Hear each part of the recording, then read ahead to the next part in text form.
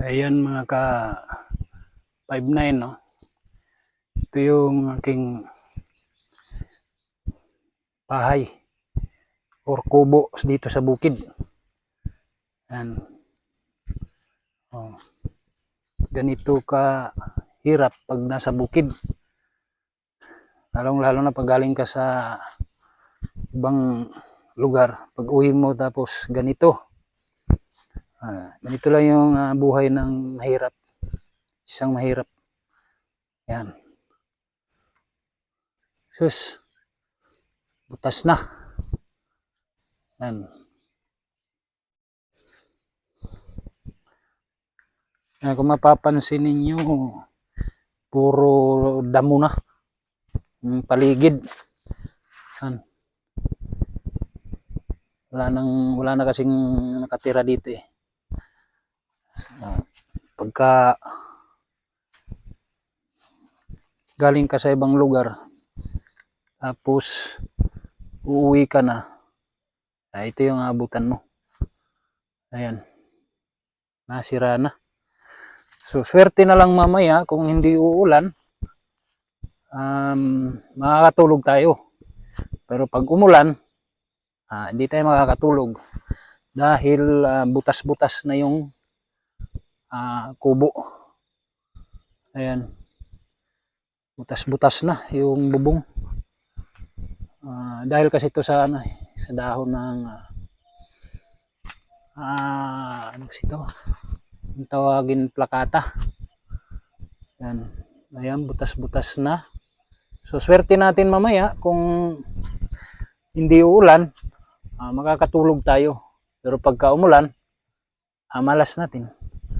Hindi tayo makakatulog ng maayos. Kailangan pa natin antayin tumigil yung ulan pagka uulan. Ayan. Okay. Ito yung mga ano namin ka 5'9" lugar. Dito lang kami nakatira sa bukid. Ayan, may kalabaw pa. Yung kalabaw na yan, dalawa na yan, hindi sa amin yan. Sa kapitbahay namin. Yun. Wala kayong ahas dito. Wala naman siguro kasi dati tayo dito nakatira eh.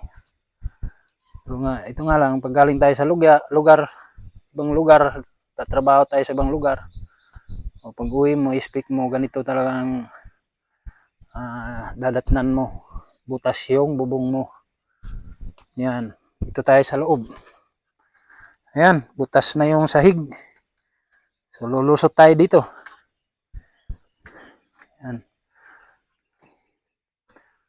Butas na. Wala na kasing nag-aalaga dito mga ka-5'9". Ayan o, butas na. Ayan, butas na yung bubong. So, swerte natin kung hindi uulan mamaya, makakatulog tayo. Pero pagka umulan, hindi tayo makakatulog kasi butas na yung bubong. Ayan, wala na tayong matutulugan. Ayan, madilim kasi nasa loob tayo. Ayan, butas na. Ano, yung sa may kwarto. Wala na, butas na. Hindi na tayo makakatulog dito pagka umulan. Ito, higaan. Ayan, butas-butas. So,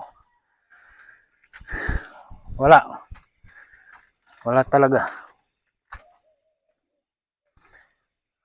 Ayan. Puro damo yung nasa paligid ng kubo. Ayan.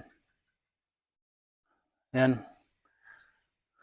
So, ayan. Ayan. Pinag-ipon-ipon ko yung mga damo. Basura. May mga basura pa pala dito. Ayan. Pinutol ko yung mga damo. So, grabe yung damo na. Pagka iniwan mo kasi yung kubo sa bukid, tapos walang tao, ganitong mangyayari.